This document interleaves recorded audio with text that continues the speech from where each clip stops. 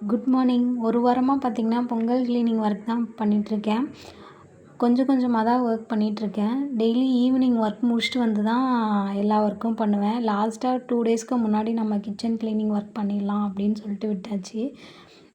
அப்புறம் பார்த்திங்கன்னா இன்றைக்கி மார்னிங் பார்த்திங்கன்னா கிளைமேட் ரொம்ப மோசமாக இருந்துச்சு. சரி ஓகே, ஃபஸ்ட்டு நம்ம எழுந்தோடனே காஃபி போட்டுடலான்னு சொல்லிட்டு காஃபி போட்டு குடிச்சிட்டு சிங்க்கில் கொஞ்சம் பாத்திரம் கிடந்துருச்சு. அந்த பாத்திரத்தையெல்லாம் தேய்ச்சி எடுத்து வச்சுட்டு அதுக்கப்புறம் சமைக்க ஆரம்பிச்சிட்டேன்.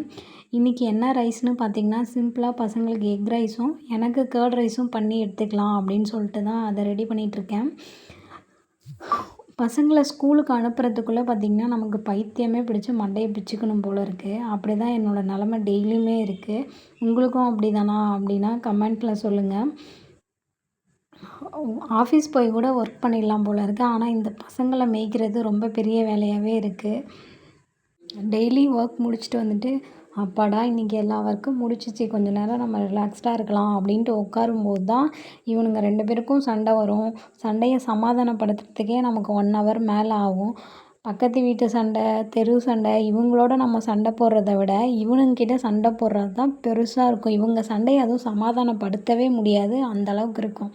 ஆக்சுவலாக ஒன்று நினைக்க தோணுது, இந்த மாதிரி கான்ட்ரவர்சியாக இருக்கணும், ஒரு பாய் ஒரு கேர்ள் இருந்தால் அந்த மாதிரி ப்ராப்ளம்ஸ் வராதோ அந்த மாதிரி தோணும்.